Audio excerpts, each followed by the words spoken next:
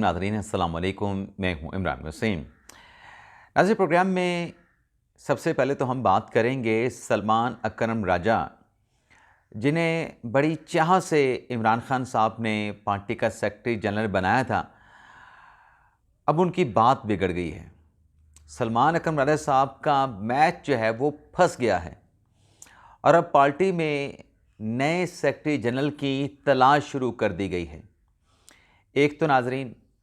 इस ख़बर की जो मज़ीद अहम तफसीलात हैं, तहलका खेज़ जो डिटेल्स हैं, वो आपके साथ हम शेयर करेंगे।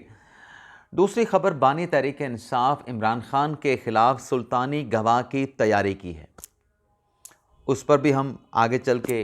डिटेल के साथ बात करेंगे। सिर्फ दो ही ख़बरें हैं आज के हमारे इस प्रोग्राम में, लेकिन व्लॉग का आगाज़ करने से पहले आप देखने वालों से चैनल सब्सक्रिप्शन की दरख्वास्त करेंगे कि चैनल को सब्सक्राइब कर लें, बेल आइकॉन का बटन प्रेस करें। वीडियो पसंद आए तो इसे लाइक और शेयर ज़रूर करें। यहाँ पर मैं रिकॉर्डिंग को कुछ देर के लिए पॉज करूँगा क्योंकि मुझे नहीं मालूम था, मेरी गलती है, मेरी नालायकी है। अज़ान शुरू हो चुकी है, जैसे अज़ान ख़त्म होगी मैं दोबारा यहीं से अपनी वीडियो और पहली ख़बर की तफसीलात से अपने प्रोग्राम का आगाज़ करेंगे। तो नाज़रीन, बात यह है कि इमरान खान की तरफ से उमर अयूब साहब, जो पाकिस्तान तहरीक इंसाफ के इलेक्टेड प्रीमा फेशी जो इलेक्टेड सेक्रेटरी जनरल थे, उमर अयूब साहब, उनको हटा के सलमान अकरम राजा साहब को इसलिए इमरान खान साहब ने तहरीक इंसाफ का अपनी जमात का सेक्रेटरी जनरल बनाने का फ़ैसला किया था, क्योंकि इमरान खान साहब ये समझते थे कि ये लॉयर हैं और लॉयर को गिरफ़्तार नहीं किया जाएगा। ये खान साहब ने पार्टी के कुछ लोगों को बात बताई थी। जब सलमान अकरम राजा साहब को ये ज़िम्मेदारी सौंपी जा रही थी तो सवाल के जवाब में इमरान खान साहब ने कहा था कि मैंने इसलिए सलमान अकरम राजा साहब को पार्टी का सेक्रेटरी जनरल बनाया है कि आम तौर पे जो पुलिस है वो वकला को, और ये तो नामवर वकील हैं सलमान अकरम राजा, तो इनको गिरफ़्तार नहीं किया जाएगा। तो जो उमर अयूब साहब हैं उनके ख़िलाफ़ चूँकि बहुत सारे मुकदमात हैं तो वो गिरफ़्तार हो गए, तो फिर पार्टी कैसे चलेगी। तो खान साहब ने अपना फ़ैसला तो सवाल के ऊपर फ़ैसले की वजाहत तो मतलब कर दी थी पार्टी के लोगों को, लेकिन आगे से खान साहब को ये कहा गया था कि देखें, अगर बंदा घर से ही ना निकले, आपने कोई रैली, आपने कोई एहतजाज का ऐलान किया है और उस ऐलान के बाद अगर किसी शख्स के घर के बाहर या घर से थोड़ा दूर जाके पुलिस की वैन खड़ी हो जाती है और उस वैन को देख के हमारा वो बंदा घर से बाहर नहीं निकलता, तो फिर उसको गिरफ़्तार किसने करना है। गिरफ़्तार तो वो होगा ना जो किसी एहतजाज में जाएगा, कोई जाके वहाँ पे प्रोटेस्ट करेगा और जो हार्ड लाइन है, हार्ड लाइन लेगा, इमरान खान साहब का नैरेटिव लेके चलेगा, तो फिर ही गिरफ़्तार होगा। लेकिन जब आप निकलेंगे नहीं और आप सॉफ्ट लाइन लेके चलेंगे तो फिर आपको किसने गिरफ़्तार करना है। लेकिन बहरहाल बात ये पता चली पिछले दिनों के अलीमा खान साहबा की सिफारिश के साथ जो है वो सलमान अकरम राजा साहब जो हैं पार्टी के सेक्रेटरी जनरल बन गए। इससे पहले आप ये देखें कि बुशरा बीबी साहबा, इमरान खान साहब की अहलिया, जब उनके खिलाफ 190 मिलियन पाउंड केस का फ़ैसला नहीं आया था तो कुछ तल्ख़ बातें, कुछ सख्त बातें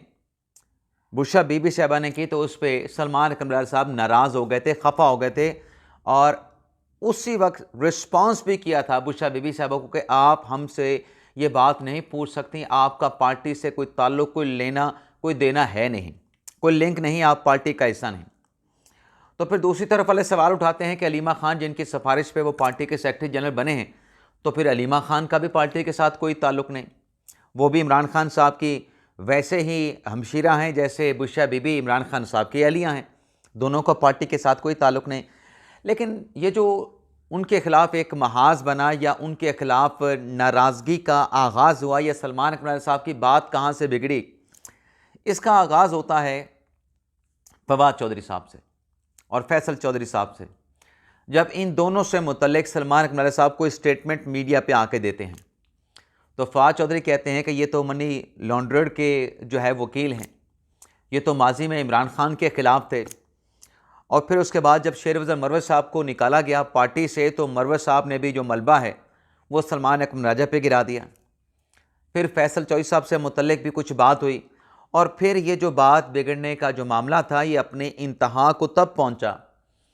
जब सलमान अकरम राजा साहब की दी गई फ़हरिस्त के अगेंस्ट बरक्स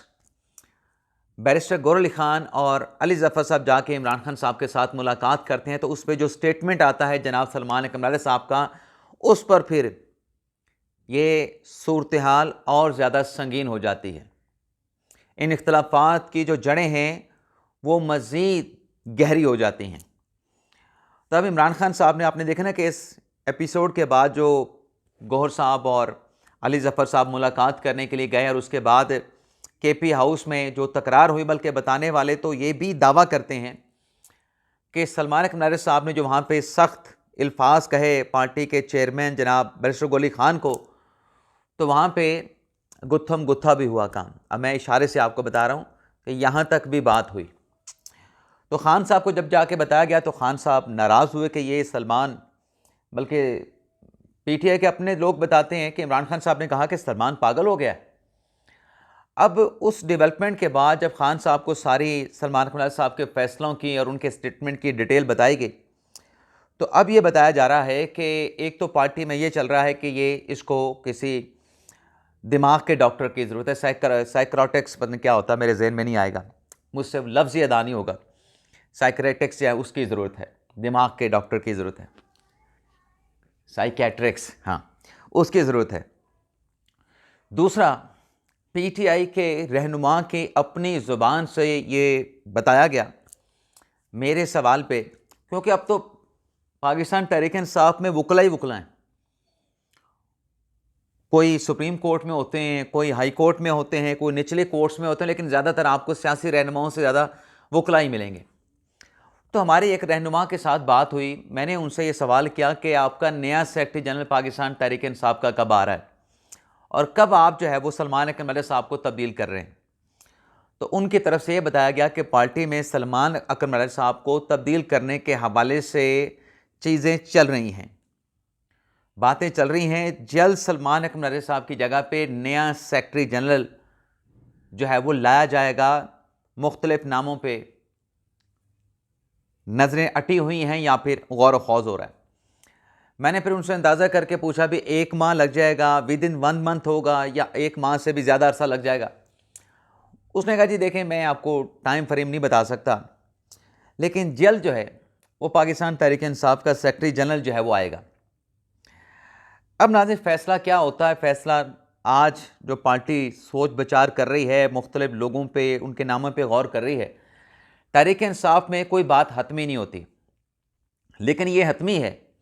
कि सलमान कमराले के ख़िलाफ़ पार्टी में चीज़ें चलना शुरू हो चुकी हैं और नया सेक्रेटरी जनरल जो है लाना है, नए किसी शख्स को सेक्रेटरी जनरल बनाना है, ये भी कार्ड पे आ चुका है। लेकिन जैसे मैंने कहा कि पीटीआई में कोई चीज़ हतमी नहीं होती।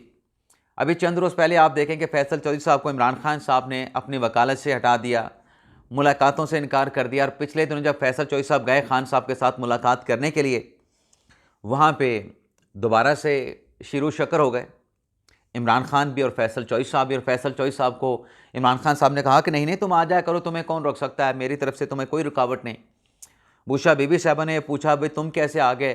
तो उस पर फैसल चौधरी ने कहा कि मुझे कौन रोक सकता है। और फिर फैसल चौधरी ने कहा कि मेरे कोई फुप्पी का बेटा यहाँ पे गिरफ्तार है जिससे मैं मिलने के लिए आता हूँ, आपके लिए आता हूँ बुशा बीबी साहबा, इमरान खान साहब के लिए आता हूँ, आपके लिए कोशिशें कर रहे हैं, हमारा कोई अपना करीबी अजीज़ कोई खूनी रिश्तेदार तो अंदर नहीं है,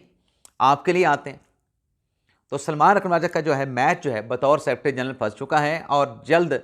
उनकी विकेट गिरने का इम्कान जो है वो जाहिर किया जा रहा है। अब नाज़रीन आ जाते हैं सुल्तानी गवाह वाले मामले पे। वैसे शोएब शाहीन साहब को आपको पता है कि फवाद चौधरी साहब ने थप्पड़ मारा था, तो शोएब शाहीन साहब जो कि आजकल लंदन में हैं, उन्होंने एक नया कट्टा खोल दिया है विद इन द पार्टी।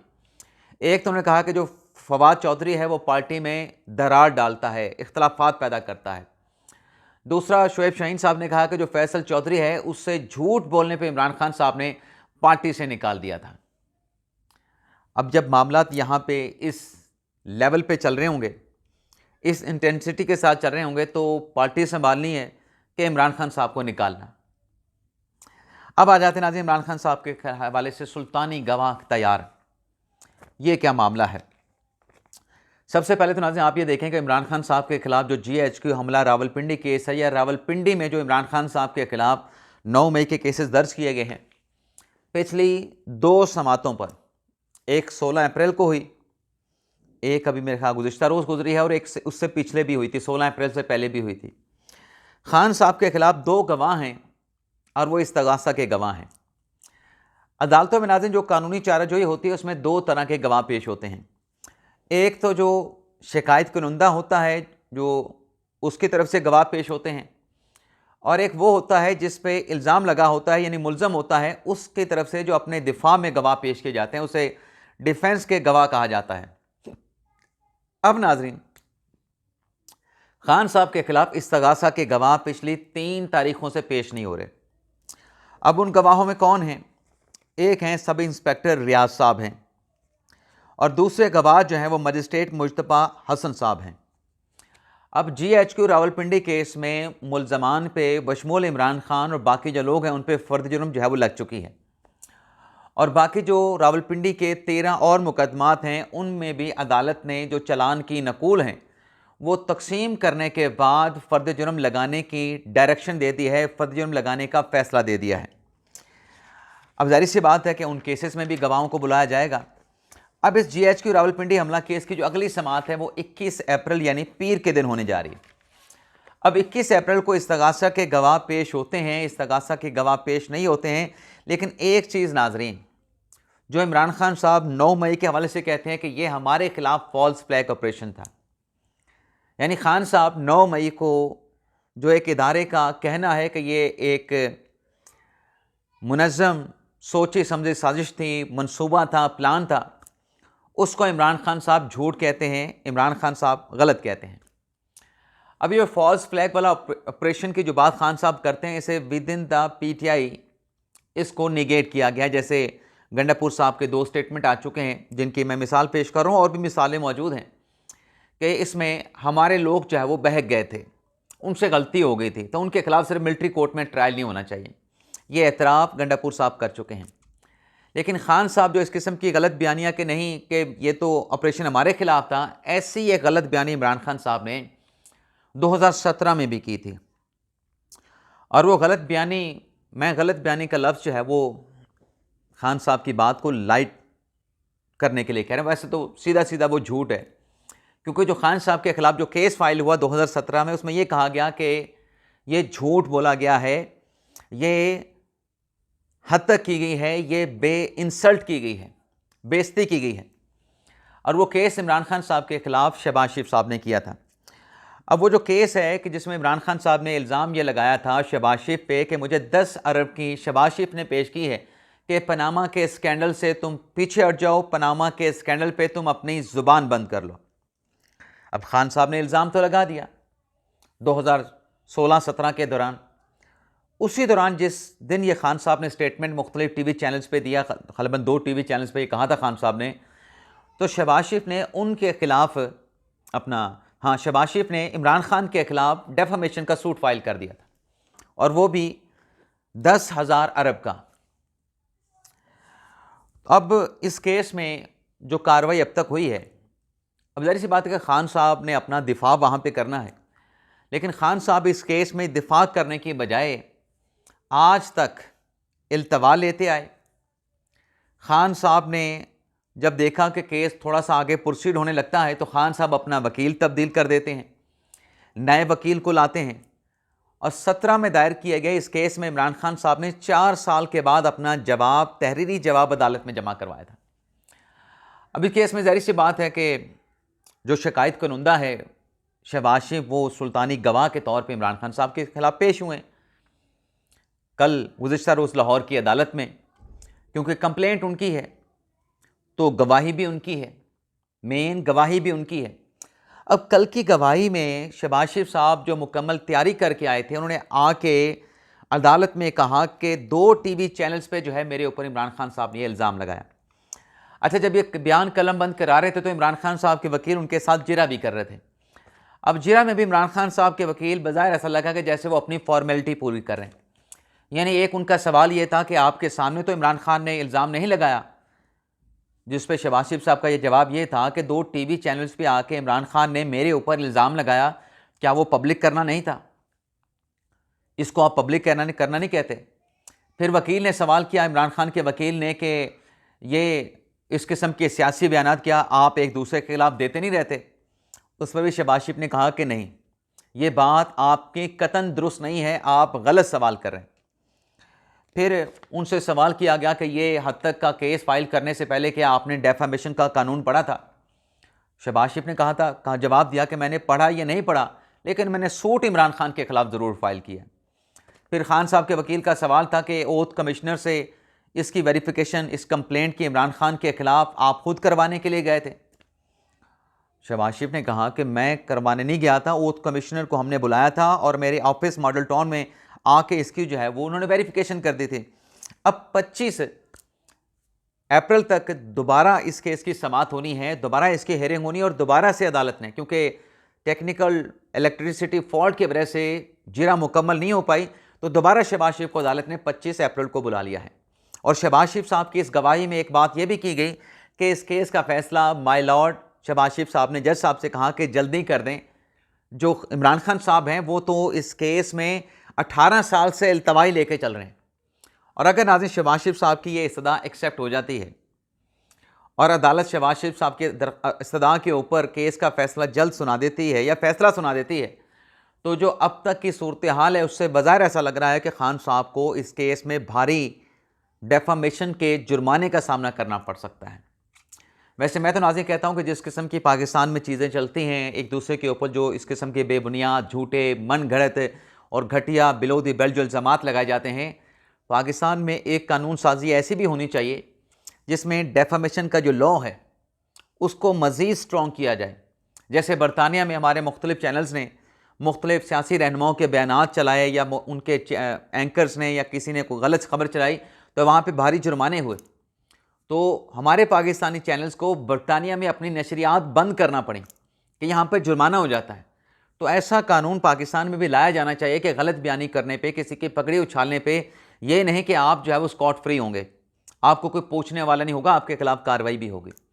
आपको भारी जुर्माना भी अदा करना पड़ेगा। अदरवाइज़ भारी जुर्माना अदा नहीं करना तो अपने इल्ज़ामात आपको कोर्ट में जब शख्स इल्ज़ाम लगाने पे लेके जाएगा, अपने इल्ज़ामात को फिर आपको साबित भी करना पड़ेगा। तो ये नाज़रीन आज के दिन की हमारी 2 खबरें आपसे इजाज़त चाहते हैं। अल्लाह ताला हम सब का हामी नासर, अपनी दुआओं में याद रखिएगा। अल्लाह हाफ़िज़।